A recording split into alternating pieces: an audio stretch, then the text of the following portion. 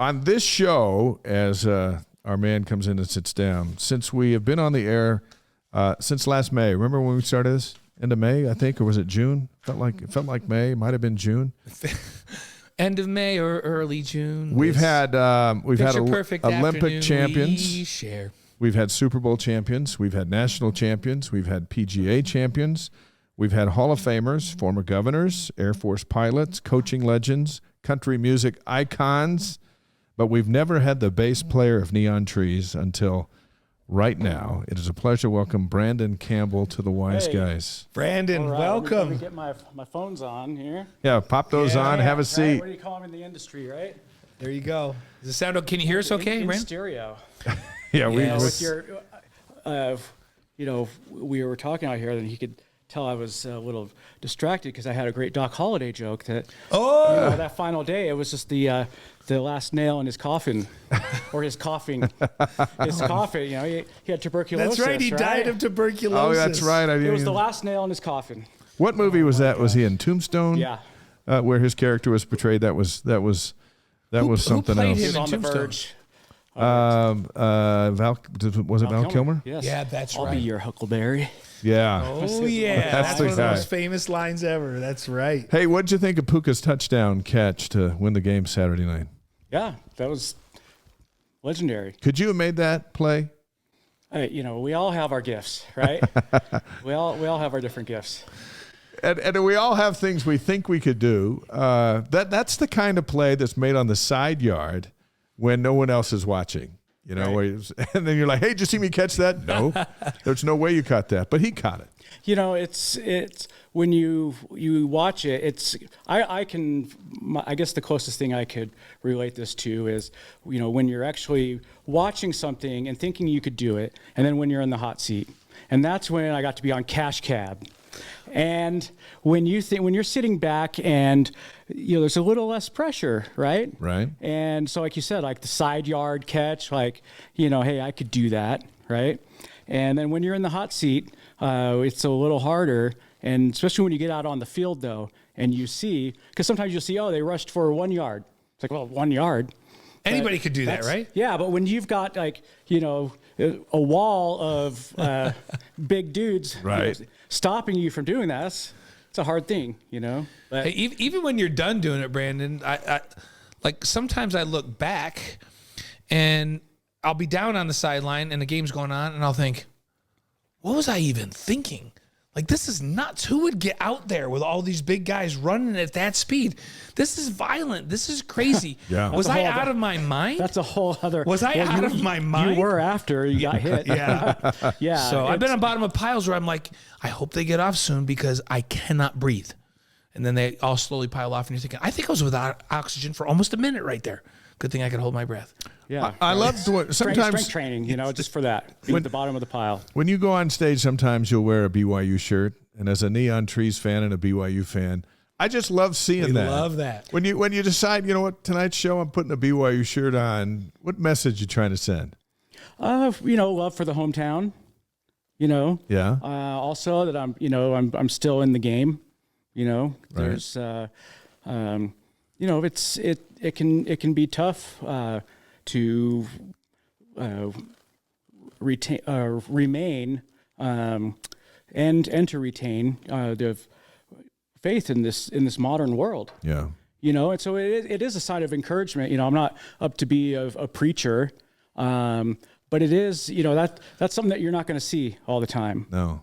Or ever. Yeah, Yeah, and so it was just kind of a nod because football season was starting and I wanted tickets. No, I'm just kidding. I'm just kidding. Smart man. No, but it was it was just that, and it was very, and it wasn't thought out long in advance. We knew for months that all the time that any show we're going to be on, usually it's planned out way in advance. And so it was just a kind of a spontaneous thing, and to give that shout out. And sometimes you'll see that with a team or another band shirt, and Brad Paisley's always talking about West Virginia. Oh, yeah. He's into them. We met Brad's dad, and they're the biggest West Virginia folks ever. The Neon Trees, You guys have produced, and I hope we get these numbers right, 4 albums, 15 music videos, 18 singles, including a song featured in Iron Man 3. How about that? You got to be in Iron Man 3. Yeah. That sounds Pretty cool. And that but was a fun song. You guys remember have that day. a tremendous connection to BYU. Fill our folks that are listening and watching in with us about the connections to BYU with this band and how it all originated. Well, I mean, you are looking at the 1999 BYU Battle of the Bands winner. Yeah. I was playing with Alex and the Blues Hounds, and Alex Calderon, who was probably the only BYU student to wear motorcycle boots to school, to college there. Amazing guitar player. I learned a lot. I was his roommate. This was before I got married. Yeah. But my wife is proud to be a Cougar, and I mean that could have two meanings. Right? Yeah. Is she the right She age? graduated in 2000 with the BFA in photography. that's right, photography. Oh, that's right. Yeah. Under the wonderful John Telford, who was running the photo department then, Right. and was not only a great artist but an amazing spiritual giant and just a great example to us. And I snuck in and out of BYU, and in fact, I happened when I was grabbing these LPs for you guys. And my kids got me a brand new turntable. Yeah. So I can play my old vinyls. Yeah. And so this is awesome that this is. Yeah, so this isn't our most recent one, but it is one of my favorite. Well, I would say it's my favorite record that we've done, and it was from these sessions that song that ended up on the Iron Man soundtrack came from these sessions. But it's a double. It's the extended version, and I just love it. So I brought that for you guys. But when I was digging those up for you, I found my put that up so people can see BYU student ID. Look at that. And where we want to put this here? Where are we going to zoom here? Yeah. We see it right that there. camera right there. Right there. Yeah, come. So what year does it say on there? Let's get a zoom in on 70, it. 98, Yeah, 78, 98? Yeah, this is my 98, goodness. 99. Oh, yeah, there you are. How about that? Keep holding of that. That's a I keepsake. mean, if you could That's- see, Look at that guy. There's Y Mountain Who right is there. that guy? right, is he 12? Are there 12-year-olds? It's like Doogie Singers. Howser. There right? was when I was there. Oh, wait a minute. Yeah, see, things That's have our new changed a one. little bit. Oh, Those are yeah, our new ones. Yeah. Dave and I are employees of BYU TV, or BYU because of BYU TV. Right. Our wonderful drummer Elaine Bradley has her show Grace Notes. Grace Notes on Yes, BYU TV. BYU she's TV. on the air on our air with BYU TV. She does a phenomenal job with Yeah. that show. Yeah, and the producer of that show, Russ Kendall, is actually the first artist that I played with when I moved up to Utah. It's so fun to look back over the last 2 decades and to see all of the relationships come together. Yeah. One of my favorite people is Scott Wiley, who runs June Audio Studios, and his wife Sarah Wiley helped to run the Rooftop Concert Series in Provo on First Fridays, and they're also the producers and leaders of the Lower Lights group. But before June Audio became the monster studio it is now, it was just they were running it out of a house, and behind that house was a duplex, and that's where I moved in with Alex, the guy I told you about, that wore motorcycle boots to BYU, and Scott and Sarah were my landlords, and through them, that's how I met Russ Kendall, and got my first gig up here. I actually tried to sneak up and not do any music. I grew up in Las Vegas. Right. I was playing music down there. Well, first of all, speaking of Las Vegas, okay, I need to give a shout out. First of all, to Andrew Dixon, who was very excited that I was on the show. Nice. And to Taylor Weston. Okay. Oh, yeah, I know Taylor. Yes, Absolutely. I know those and guys. the Westons wanted to say hello. Oh, thank you. They're great folks.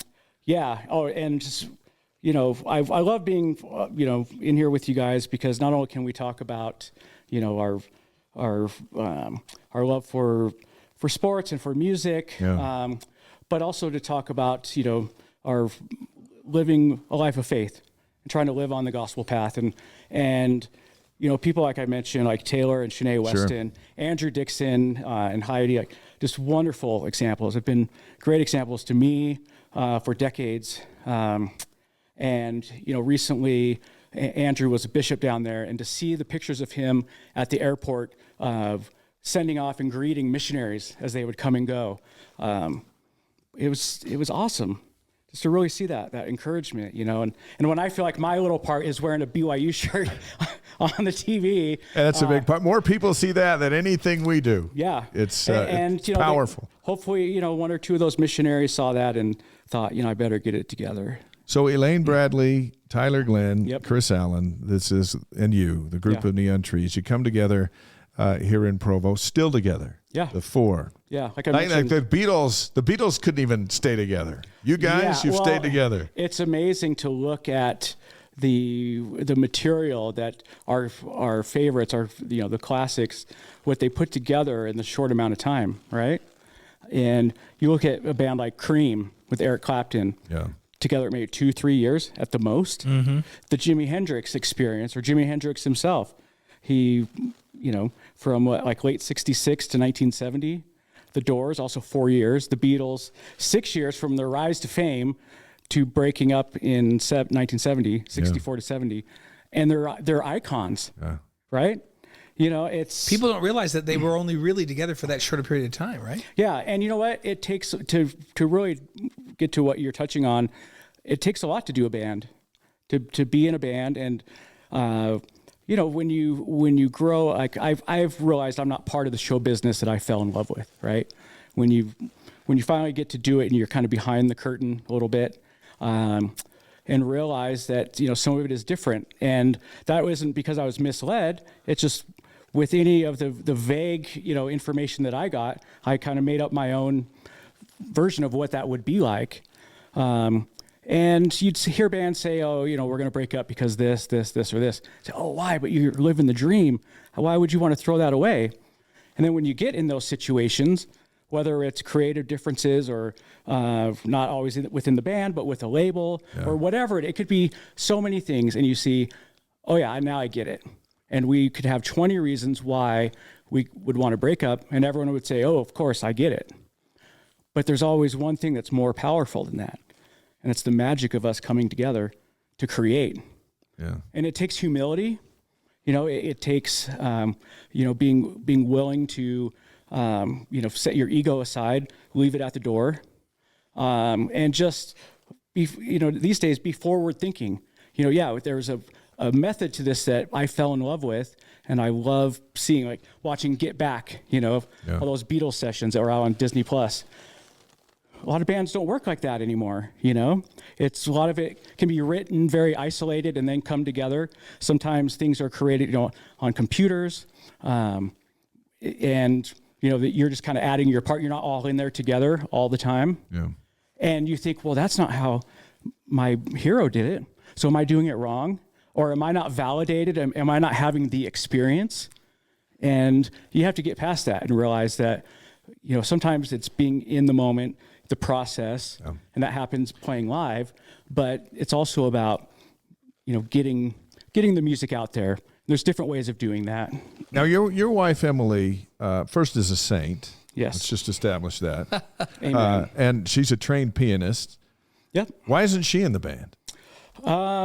Because she is too much of a music snob.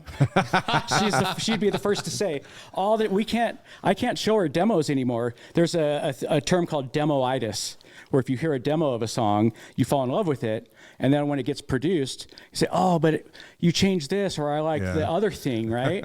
And so sometimes it can be hard to do that. And there's so many unreleased Neon Tree songs that she, is pining for. And I think there's almost a time of grief where she's like just realizing those songs aren't gonna see the light of day.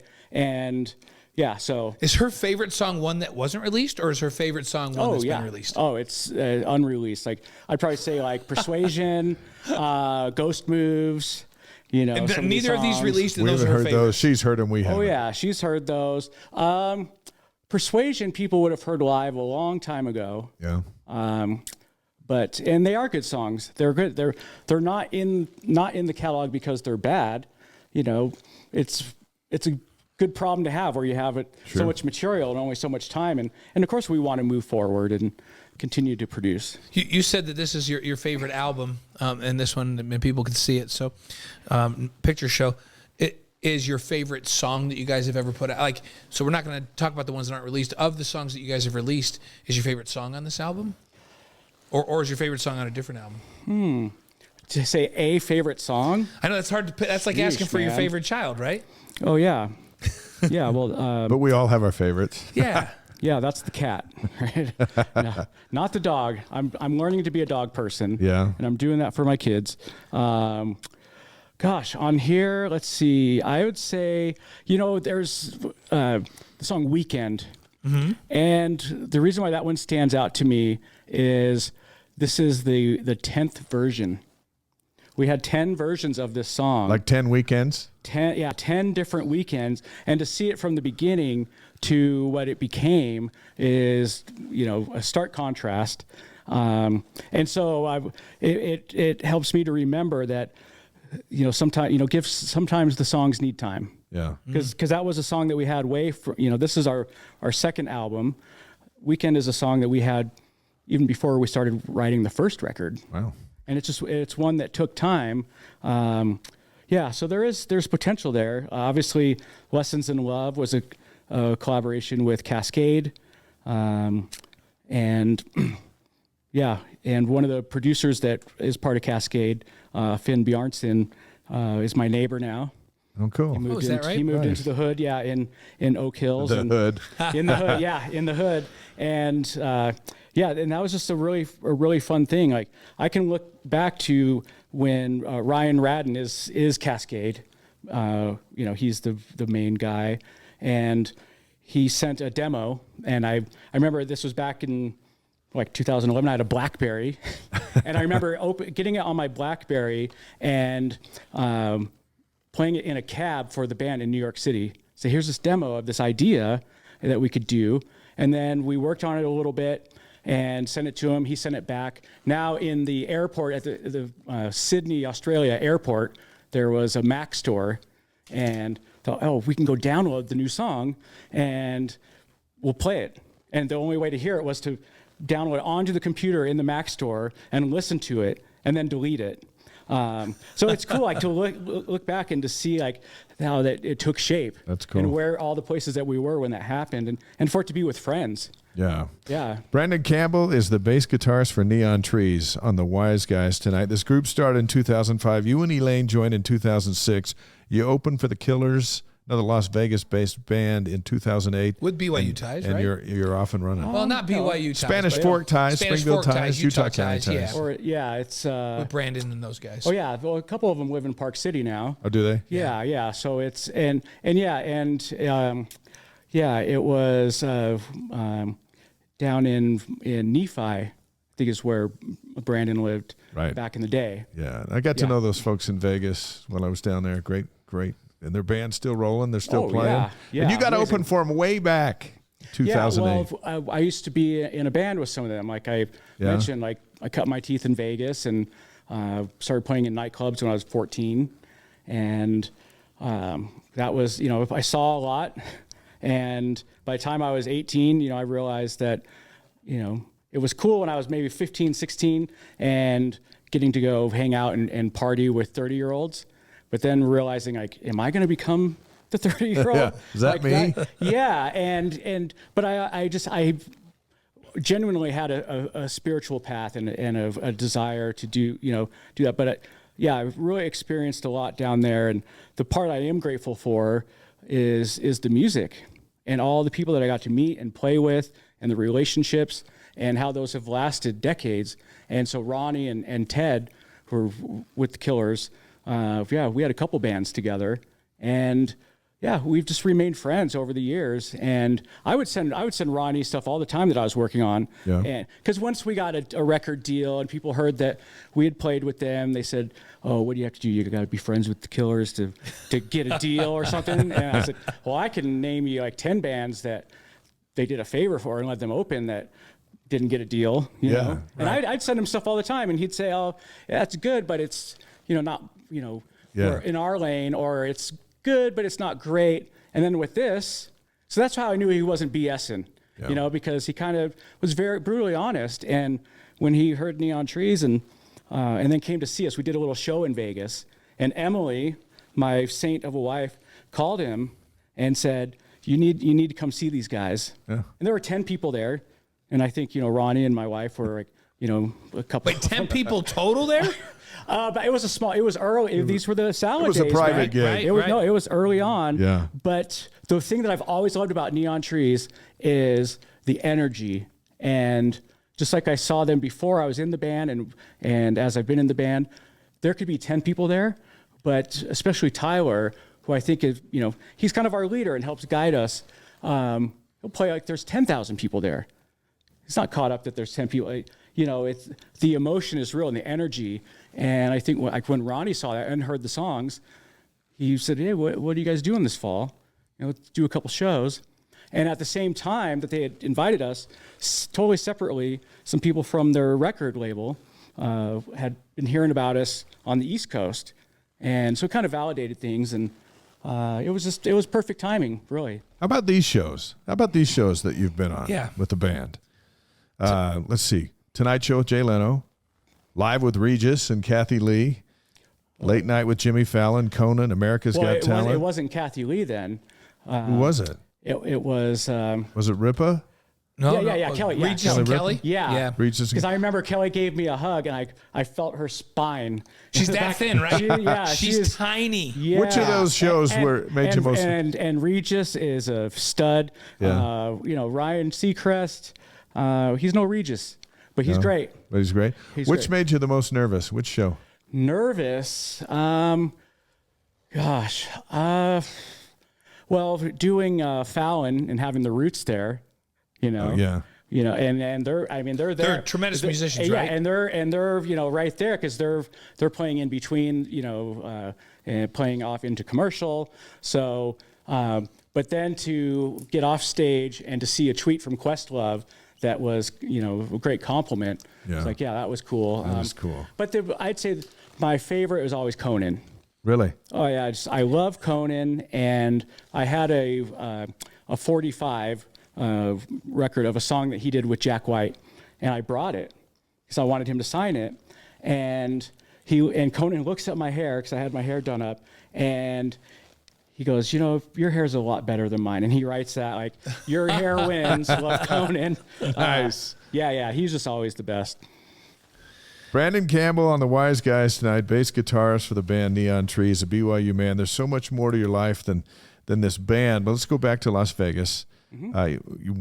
When you met your wife, Emily, you're in high school. Yep. She takes you home to meet her parents. You are not of their faith. Nope. You've got long hair, and you play in a band. Right. How'd that go over with her dad? I can look back and think that I'm so fortunate that they were open-minded, and because her dad is also at the time was the chief of arson investigation, so basically he's a fire cop, and he's packing heat, but they were exactly what I needed was someone to look past that other stuff, and to see me as a person. And I think one thing that was helpful is Emily has a younger brother that's 15 years younger. And so I've known him since he was like 7 months old. Right. And I genuinely loved him. I still do. He's one of my best friends now. But I think that, they saw that. I think that helped them see that I was just a normal kid too, especially like being able to, I wasn't trying to put up this, this like act like I'm a cool guy, or something, or I wasn't trying to prove anything. I genuinely loved hanging out with Emily. She was the smartest, coolest girl that I had dated.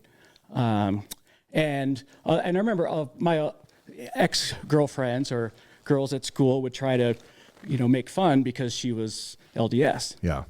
And I'm just thinking, you guys have no idea the depth of cool, and whether it's in art and music, like already at a young age, like, yeah, I just, I've always looked up to her, and but yeah, I'm just grateful that her parents were open-minded, and I think that comes from them also, being converts to the church, and seeing that the difference it makes when you're inviting, and because I think they saw eventually that I wasn't going away, right? You kept coming back. Yeah, and Parents tend to notice that. They're like, hey, seen him a lot. But they knew, especially with their dad being an arson investigator, like he could smell like some things. He like could on smell my coat. fire. He could smell smoke. Yeah, he could smell if you green, were putting something on. Some green smoke, and it was, yeah. So they're a great example of seeing someone for who they are, and I eventually I wanted to learn more of their faith.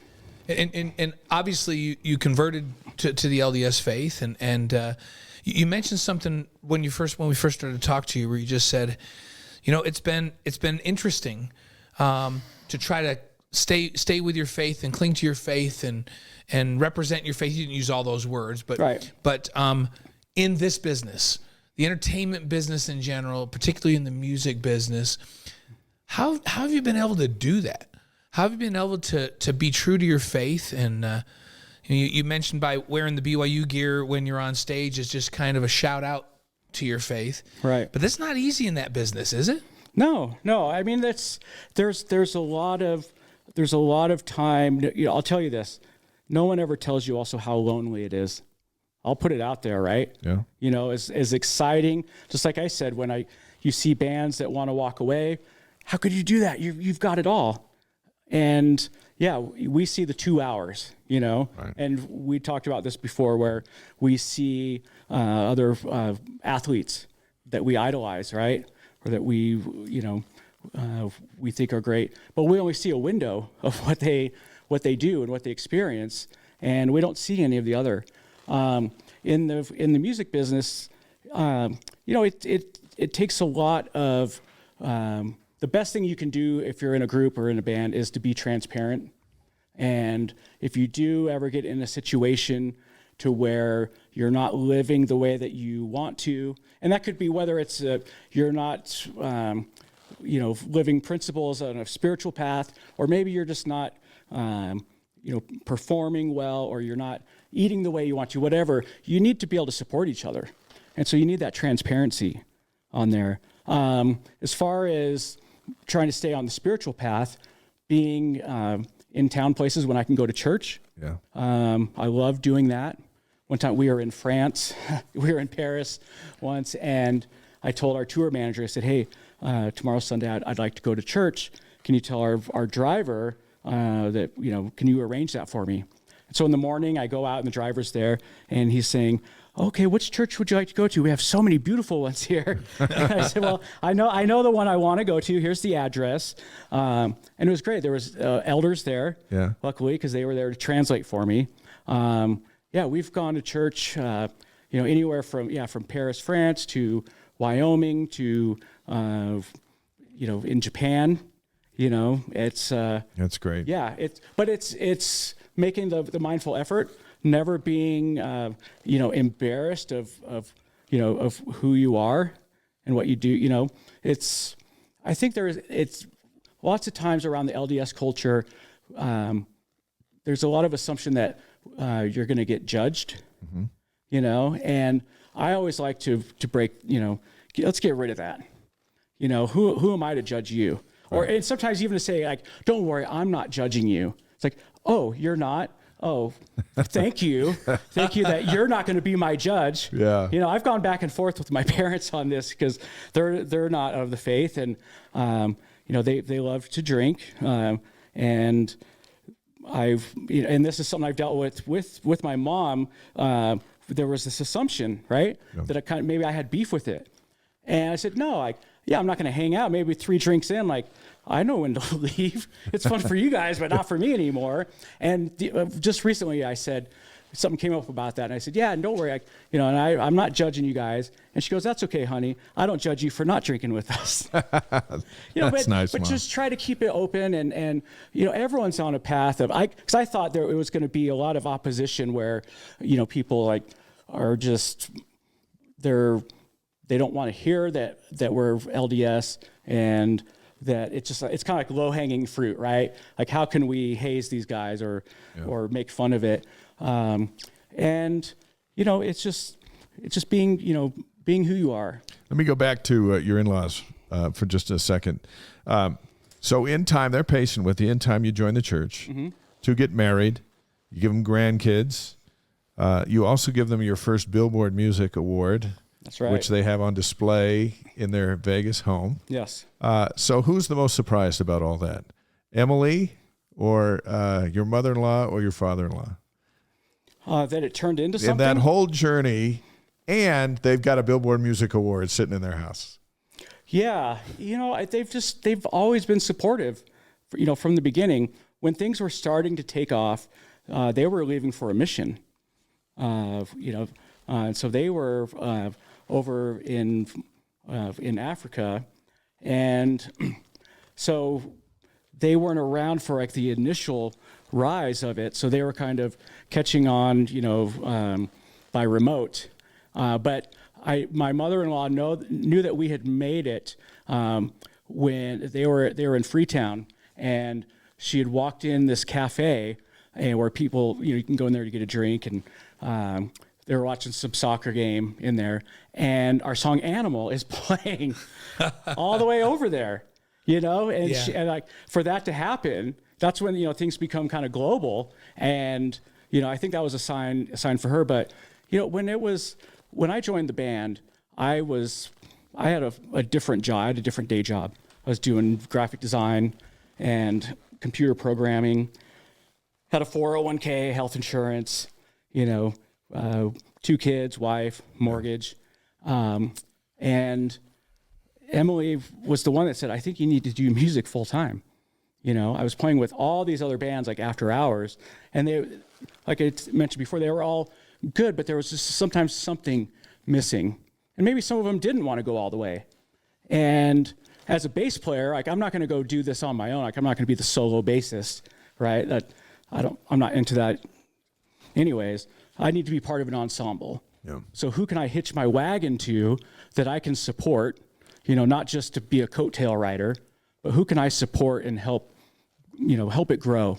And when I was legitimately a fan of Neon Trees, and when I saw that they were, not only talented, but business-minded, dedicated. They had moved to California because they could live for free. And I was like, well, I'm not going to go out to California. Because I just had these kind of false starts with so many things. And Elaine had just graduated, so she's like, I'll go. And, a couple months went by, and Emily's like, if you could play with anyone, who would it be? And I said, I don't want to join anyone else's thing. I want to be part of my own thing. That's what I really want. Yeah. And to really be a principal member of it, and to help with the T-shirt designs and the live show, everything. And like the next day, Tyler calls me, says, hey, the guy we have down here is not working out. I said, man, I've been thinking about you guys like crazy, because I'd played with them a little bit. Oh. And I said, it was just so great. And just to hear what they were up to, and the dedication, and like I said, and being business-minded, because I didn't want to be a starving artist. This had to be something that was fulfilling, but also could, pay the bills. And so I talked to Emily about it, and I said, well, let me go down there. Let me see if it's like it was when we played. And I went down. It was amazing. We just clicked. We wrote music. We wrote a couple songs that made it to the first record. I went home, and I told Emily, I said, if I don't do this, one of these days we're going to be, staying up watching the late night shows like we do, and they're going to be on TV. And if I'm not there, I'm going to be kicking myself. And so we prayed about it. Yeah. And to loop this back to her folks, that's who we went to first. Yeah. Because for me and for her, if we had their blessing, that we knew that, hey, this this is, and not approval, not to say like, hey, if you say no, then I can't. It was more of, just wanting to vibe out and make sure that, because they really have their finger on the pulse of being responsible adults, right? And we're learning that, and they did. They said, well, yeah, let's, this is the time to do that, and to join up with them and to go out there and say, hey, it was great to be part of something where I didn't have to explain my faith, because they were all part of the church, and back then everyone was part of it, right? And I didn't have to explain that. And I said, hey, I can stay out here for 10 days, go home for 5 days. And the first thing they said is, family first, of course. And to have that, and there was no lack of the raw emotion in the talent. Sometimes I found that people were afraid to shake it a little bit. They're either cynical or a little reserved, and that wasn't the case here. And in fact, one time we were playing in Boise on an early tour, and we opened for someone, and afterwards this lady was just hysterical, loved us, bought the t-shirt, bought the little 2-song CD and everything. And throughout the night, she's talking to us, and then it finally comes up that we're LDS. And she's like, no, it's impossible. You guys rock too hard. You were so good. There is no way that you guys could be Mormons, because my sister's a Mormon and I hate Mormons, and there's just no way. She's not that cool. No, she asked for her money back. No kidding. You guys were. She asked for her money back. You were way too cool. She was duped. Yeah, but and that's the thing, right? Thinking that this is impossible, because sometimes we have experienced that. But these guys were the package deal, and I was in love with them. I still am. Hey, in our final few minutes together with Branden Campbell of Neon Trees, let's take this. Let's take our visit to a different place. Back in March. Oh yeah. You take on a major health situation, and at one point you are down on the ground at your house without a pulse, and you're feeling. I'm like you're slipping into the next place. Yeah, it was before that I felt it. What happened? I've had an H. pylori. And you look great, infection. by the way, considering what you've been through. Yeah, right. I better take off my jacket to, tell this story here, right? Don't want to pass out again. Yeah, it's a little hot in A here. little warm. Well, it is, since I showed up, right? Right. Brandon's bringing the heat. Right. No, so I was sick and I didn't know it.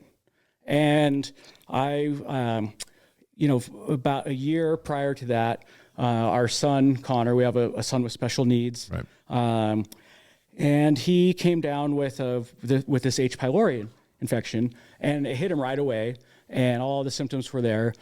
And since we're his caregivers, and I contracted it from him, but without knowing, even though he was treated and taken care of. My situation is I take a blood thinner for a heart valve that I have. Yeah. And for some reason, what that did with the infection created these ulcers that would bleed into a huge blood clot. But you didn't know it. Didn't know it. It was microbleeding into my system just enough to make me sick, but not, intense enough to really, put me down. It was just something where I just thought, I'm sleep deprived because we have a son with special needs who's up through the night. Or coming off the pandemic, like all that. Yeah. And but in March, because it's probably been brewing for almost a year. And in March, it just kind of gave, and I lost almost like half the blood in my body. And that whole day I was really fatigued. I mean, I could not pull it together, and I thought, I don't know what's going on. And I took a nap in the afternoon, and then Emily wakes me up about 6 p.m. to check on me. I try to stand up, fall back on the bed.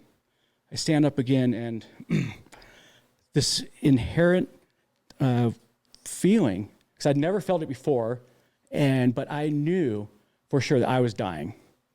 This wasn't like, I just feel sick. This was something, this was the real deal. But then I was conflicted. It was a stomach thing. So I'm like, I got to go to the bathroom. Yeah. Because she's like, we got to go. Let's go to the hospital. And so I try to walk into the bathroom, pass out. That's all I remember. She says, then I have a grand mal seizure, which she's not foreign to, but definitely, that's Connor's thing, right? That's not me. And then I was out and just white as a ghost. And she, did CPR on the phone with 911, and EMTs came, got out the defibrillator, and one shot. It only took one shock to bring you back. Yeah, it's like one call. That's all. One shock. But when I came through, I was so just busted, right, and fatigued, and I couldn't even open my eyes. But I knew where I was. I knew something was wrong, that I was sick. But I knew I was in my home with my family. And that's all I cared about was my family. And I knew my wife was there, my children, and it was my home. And the will to live was so intense. It took a long time to recover from that. You were in and out of the hospital 3 different times. 3 different times. And, it took them a while to diagnose, even though, going back to Emily once again, who now, saved my life. Yeah. You owe her a lot, by the way. She'll love hearing that. Yeah. Yeah. And can we get that in writing? Yeah, but hey, the podcast will be up tomorrow. It'll be up tomorrow. She can go listen. You owe her a lot. She told them, right when I got to the ER, it's probably this H. pylori, and this is why. And I don't know, it took them weeks to diagnose it. But they would give me blood transfusions to where I was surviving, and they'd send me home. But then it was just this circle of dying, really. So it took a long time, and ultimately, once they got the infection figured out and all that, my body was just depleted. I was iron deficient. Lost a ton of weight. Yeah, and I was, my hemoglobin would not build up, and so we thought, is there like a blood sickness, a blood cancer? And I went through numerous specialists because sometimes people would kind of see the numbers would improve a little bit and kind of like, okay, we'll come back in a month. And I'm like, no, I cannot sit back and just wait, And so it took about the 4th specialist. So now I'm working at the Utah Cancer Center. Yeah. And when I told anyone that, they're like, oh my gosh, I'm so sorry. I'm like, well, they're wearing their oncologist hat here, And luckily they canceled everything out. And it was just my body just needed time to recover. But it was, to be able to step back, I had to force myself to rest. I had a friend of mine fill in. For the band. Shout out to Stuart Maxfield, known from the Stu Cool Band and, of course, Fictionist. He was a real bro and filled in for me, so I could just really, really rest physically and mentally. And it was a great opportunity to recharge, to be able to put on the brakes with everything. And I need to remember that, because now that I get busier again, as I'm healthier and stronger, I get, just so caught up in everything. And I need to remember maybe more of those, simple thoughts and desires, which I want to be with my family. When it's all coming to a close, right? Nothing else mattered except them. January 23rd, you'll be back on stage in Miami as the band gets ready to launch into a new year, working on a new album and all that stuff. Considering all that you've been through, how excited are you to just be a rock star for 2 hours when you get up on stage? Oh, Blaine and I would like to be like We'd like rock to stars. feel that. And what's that like? We'd like to feel that just once, where we're on stage and people are singing our songs back to us. What's that like? Oh yeah, it's amazing to think like, hey, because you have to believe we're our worst critics, right? So all the time, like, we can celebrate everyone else, and it's like I see with people, as I work with the youth in my neighborhood and ward, like with the atonement, it applies to everyone else except me, right? And it's like that, like everyone else can be great artists, but not us. But yeah, you can. You have to believe in yourself, and when the crowd is singing back your song, that you built from the ground up, yeah, it's pretty amazing. It's such a charge to get to do what we do. I thought I was going to be ready to come back in May. Yeah. The band was played as part of the Love Loud Festival in Salt Lake, and I thought, okay, well, I'll be ready. And then a couple of days beforehand, I knew, I was like, something's not right. I better not. And so called my good buddy Stu again, said, hey, you're still on deck. But I went, which was great to be able to watch my own band. I've never got to do that. And they did great. And we're playing the last song, which was Everybody Talks. And there's a part in the middle where the crowd thinks the song's going to come back in, but the band doesn't start. And the crowd ends up singing the whole thing. It happened once by accident. Oh, man. And we realized, like, hey, if we do that again, That's cool. they'll probably do that. And so when I saw that happening, I thought, hey, this is going to be about a minute. I could walk up there and play the rest of the song. And totally unplanned. And I told Emily, I said, I think I'm going to go up. She's like, no. I said, no, I think I'm going to go up. And I walk back, and I had a Spinal Tap moment for a second because I walked beyond the stairs because there's all these black curtains. And I'm like, great. Now, like, I'm going to miss the moment because I'm stuck in the curtains. But I get up there, and I tap Stuart, and I think I just said, all right, give it to me. And he has this look like, am I going to get in trouble? Like, what if you pass out? Oh, Yeah. Like, Where's Emily at? I don't want to hurt. Did you get a note? I don't want you to get hurt. And I said, nah. And I said, stay up here and sing with us. And then right when the band's about to come in, I turned to him. I said, this is tuned to E flat, right?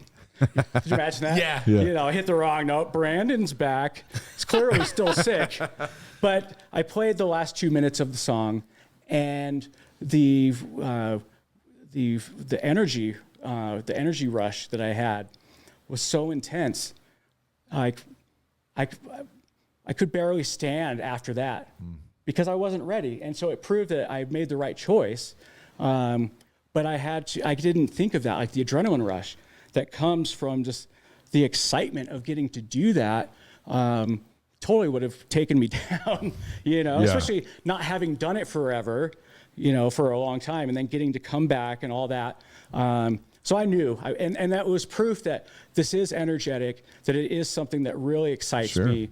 And I wasn't strong enough to handle it, man. Did you bring your guitar today? Did you bring your guitar? I didn't. Okay. Next time you come, we want you to bring it. We'll have a sing-along. Yes, but I did bring. He brought the albums, though. The albums. Yes. Which I'm going to play when I go home tonight. And this is a double. This is, That's fantastic. It's what are some of the great double records, like Pink Floyd, The Wall, or Frampton Comes Alive. Use Your Illusion 1 and 2. This is Picture and Show. It's awesome. Show. That's awesome. Neon Entries. Everybody Talks, the track you're talking about, is on this one. So everybody knows Everybody Talks, of course. Right. And Lessons in Love, everybody knows, too. Blaine's going to hit you up with 5 quick questions. Oh, okay. Yep. And then we'll get you out of here. We sure appreciate you being with us tonight. I appreciate you for. I got to go back and find my 5 quick questions. Here we go. I have to share one funny thing that Dave hit me up about doing this, and I hadn't gotten back to him yet. He's like, "Hey, man, are you alive?" Yeah. I was like, "Funny thing." I did. I had no idea. Yeah. And then you go, just barely. Which it's. We have to be able to laugh at. We're glad those you things. made it. Hey, and we're glad you're ready to go to that show in January. So it's in Miami. Brendan and I, we hang out in Miami all the time. Where's it at in Miami? Do you know? Oh, it's actually going to be part of to launch a rock cruise that we're going on. Is it on? It's on a boat. Right? Well, I don't know. Like there will be like a kickoff show, and then the rock cruise will start. I've never been on a cruise before. Oh, you're gonna love it. This was booked. This was supposed to happen. I think like 2021 Before COVID or something. Yeah, it got delayed. I forgot that we had it on the calendar because it got postponed. Like 2 years because they had to do the other stuff that got postponed and stuff. And all of a sudden it came up. I was like, oh yeah, we're doing. There are worse places to be than Miami in January. I was going to be in Miami tomorrow, but I had this feeling about a week ago. I don't know. I'm just not feeling right about this. So I looked up the long-term forecast. It wasn't the kind of feeling like I shouldn't go on the trip. No, it was like it seems like we maybe need to change this. So I get on the long-term forecast, and it just is rain every day because we have a 5-day break, no game this Saturday. So I thought, well, I'm not going to deal with rain down there. I'll just change it to Cancun. So I changed it to Cancun. We'd be flying in tomorrow morning. There's a hurricane warning in Miami tomorrow morning. Yep. Yeah, that's they're worried about the weather down there. William Patterson on YouTube tonight. That is January 23rd there in Miami. January 23rd in Miami. All right. Okay, here we go. Cool. 5 questions. Here's your 5 questions. Your favorite sports movie. Favorite sports movie? Show Me the Money. Jerry Maguire. Jerry Maguire. That's our first Maguire. That's good. Yeah, I love that one though. Cameron Show Crowe. me the money. That's Almost awesome. Famous. Did Fast Times at Ridgemont High. Yeah. Singles. It's a rock and my roller. Married gosh. to Ann Wilson from the Heart. Yeah. Oh, yeah. Anyways, continue. So your favorite singer or band not called the Neon Trees or in the Neon Trees? Neil Young. Neil the Young. band would be Tom Petty and the Heartbreakers. Well, that's old school. Hands down. Tom Petty. That's I was at his last concert. No kidding. Yeah, his sound engineer worked with us a lot.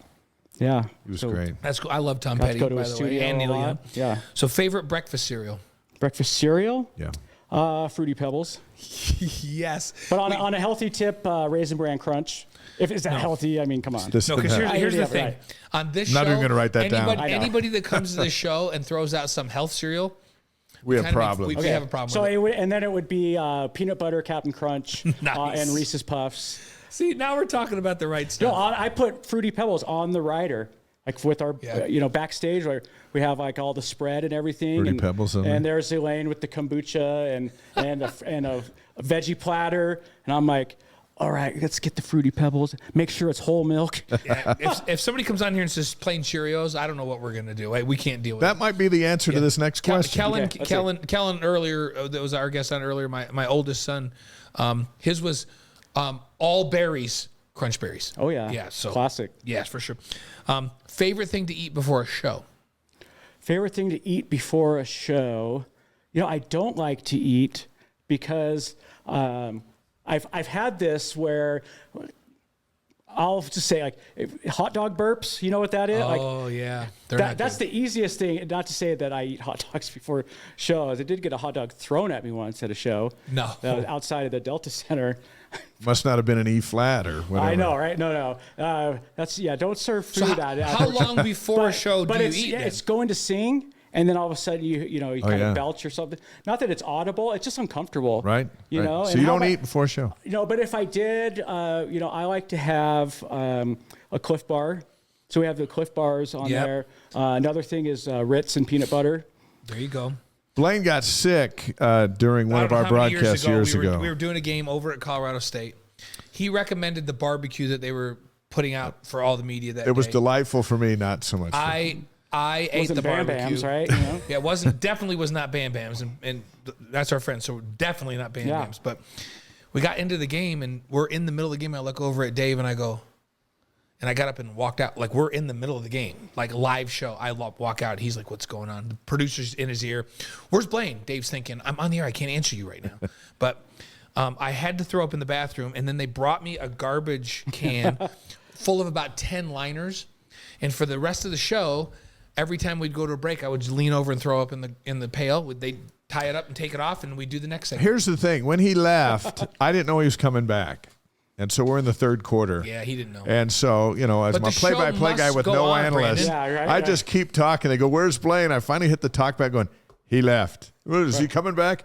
I don't know. Well, we're calling this I game. know. And then he comes shows up. Walking Death. So So ever then- since then, I have a 3 hours. a 3-hour rule. Yeah, he I will can't- not eat I anything. can 3 enjoy hours a great before meal live right next to him, broadcast. but he can't. He can't eat it. I'm just not going to risk it ever again. It was a really bad experience. It was, Yeah, it was the bad. bummer about like being in a place where there is good food and something that you want, like to say, I don't want to eat beforehand, and places close. Like by the time we get done, sometimes the places are closed or whatever. Yeah. Like it depends on where we are, and we can, sometimes something's worth getting ahead of time and saving it. And Yeah. So that's why I have that sushi place in that strip mall in Vegas that we always go to when we're doing games in Thomas and Mack. Yeah, you do. It's open until 4 o'clock in the morning. The people in there at 4 o'clock in the morning are interesting, but it's great. So, okay, and this we're gonna bring it all back together. Your favorite BYU sports moment? My favorite BYU sports moment, of course, is Chad Lewis rushing to protect the goalpost, which is post game. that's great. You have a connection to post-game. Chad. Yeah, so Chad's father-in-law, Doug Fellows, was the bishop of the ward that I was baptized into In Vegas. That's in awesome. Vegas. He was also the Spanish teacher at our high school. I remember actually when Emily and I started dating, they did a school trip down to Mexico, and she actually brought back this ring. It used to have 2 little turquoise in it. Now there's just, I don't know where the other one went, but she brought this back on that trip with Doug Fellows, and a bunch of other kids from Vegas that were just great examples to me. So Chad Lewis running to protect the goalpost that the Utes are about to tear down. We talked to Chad about that mentality. He's been on the show with us, and he's one of my favorite. He's one of my favorite. But I also have a love for the men's volleyball, especially circa 98, 99. Yeah. My roommates, Casey Jennings, Ossie Antonetti. Ossie Antonetti. That dude, we were talking about vertical jumps earlier in the show. Yeah, he's got it. Because Kellen had the second highest on the football team. Bryce, that guy, he could fly. Oh, yeah. Ossie Antonetti was like an outside hitter at like 6'1". Yeah, he didn't have a blazer, so anytime he had something formal to attend, he would borrow a blazer from me. Yeah, Nice. I think he could fly. He had like a 46-inch vertical jump, something just crazy. It was cool to see the positive energy they would bring. Their hype song was "Wild Boys" by Duran Duran. Yeah. And you guys didn't you? We toured with them. You toured with Duran Duran. Yeah, they were one of my first influences. So that was really great to be invited by them. But I always think of that like, I guess in baseball they call it like your walk-up song, right? Yes. What would your walk-up song be? Something from AC/DC, probably. Yeah. Yeah. I'm new, it wouldn't man. affect my head. I can tell you that much. And this isn't because it's my favorite song, but I just think it would be appropriate. "My House," like by Flo Rida. Yeah. Right. Which was actually a song. I know the writer, Ross Golan. Do you know Ross? Have you ever met Ross? Anyhow, Ross wrote this song. He was telling us the story. He and his wife were writing it, thinking they were going to write a ballad for Adele. Mm-hmm. And as it changed over the course of the writing, they were like, now we should do this and do this. We should call Flo on this one. Yeah. And they literally called Flo Rida on the phone and had him listen to it. And he's like, oh, that's going to be a #1 hit. I love it. And so that's how that song morphed. But I think that'd be a fun one to walk out of the thing. Welcome to my house. Like, this is my house. I've done that. The first time we were on TV was on Jimmy Fallon. I'm sorry, Jimmy Kimmel. Yeah. Sorry, the Jimmys, Yeah. Almost 2 years to the date when I said, these guys are going to be on TV. If I miss out, I'm going to be kicking myself. But to get hyped up, AC/DC, Shoot to Thrill. Yeah. Yeah. Because usually we'll say, okay, everybody, we'll have our tour manager say, everybody out, like the band, we need to get in the zone, right? And hype ourselves up that like that moment where I was saying, hey, you're great too, you got to believe it, and get out there and do your thing. So AC/DC, Shoot to Thrill, my walk-up song. That's a classic. That's an AC/DC guy right there. That's Iron Man likes that song too. Yes. I know we're way over time, but I got to ask you this last story because you've opened for Taylor Swift. Your daughter Katie, who's now 19, when I first met her she was 14, I think, 2015 or whatever. Yep. And you told me a story of when Taylor Swift became like her best friend on one of your stops, and she's about the biggest star in the world right now. So tell us that story with your daughter. Well, it first started, actually, when we were on tour with Duran Duran. Taylor Swift was also on tour and came to Salt Lake and played. Emily and Katie went with, and some other friends. And there's a middle part of the show where Taylor says, hey, gets on the acoustic guitar, the band leaves. She says, hey, there's a band here from Utah that I love, and I want to play one of their songs. She starts playing Animal. Because when I got done with my show, I think I was in Boston. My phone's blowing up, because everyone that was there. And then someone from her team was in the vicinity of where Emily and Katie were, found out who they were, because I had got them tickets through our Fender guitar rep. So they're like, oh, you have to come back and meet her and everything. She'll be so thrilled. And they said that she knew everything about the band. Really? All the little factoids and stuff, super fan, stalker status. I was like, whoa, no. But no, so many cool things. And yeah, it was just a delight. And then later we did a variety of things together over the next year or two. And then ended up on tour together in Australia and New Zealand. And my family came down for that. It was my birthday. And of course, December, going down to Australia is great. Right? Yeah, sure. Middle of summer. Yeah. And, so we're hanging out and, you go out to these venues and especially the big ones, they're kind of out in the middle of nowhere, and so you go out and you're there, right? So Taylor comes through and, oh, Katie, hey, I'm here all day.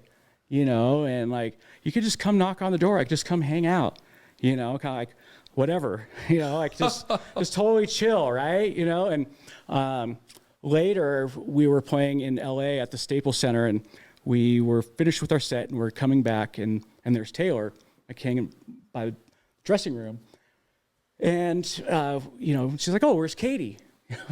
Well, she's not here, but and this is where it gets really funny. We had a friend of ours that was coming out, and he and Katie caught on. She's like, "Well, what does it mean to be gay?"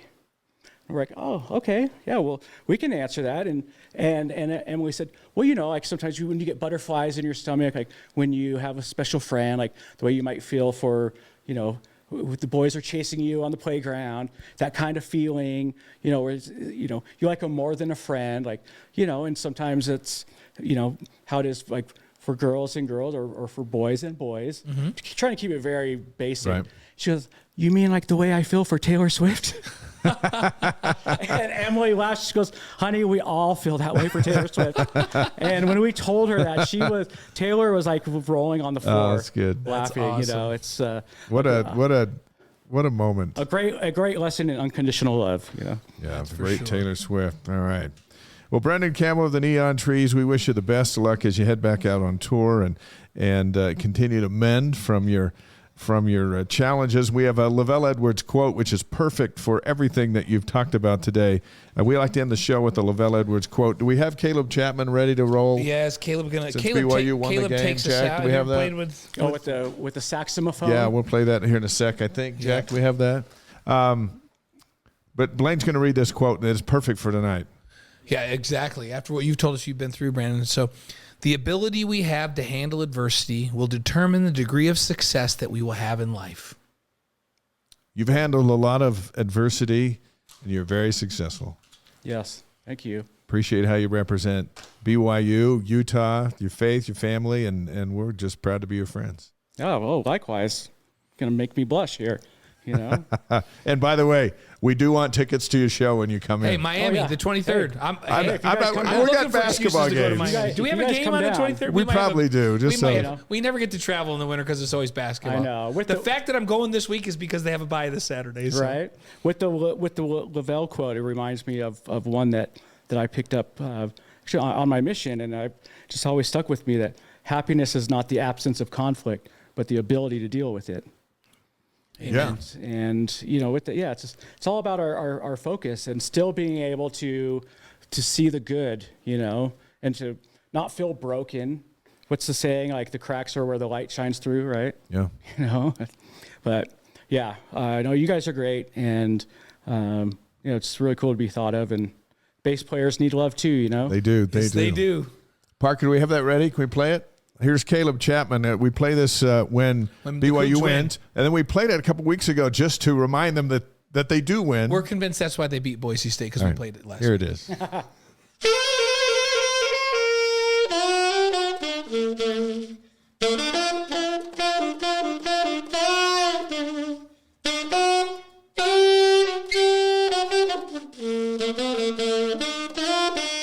we go.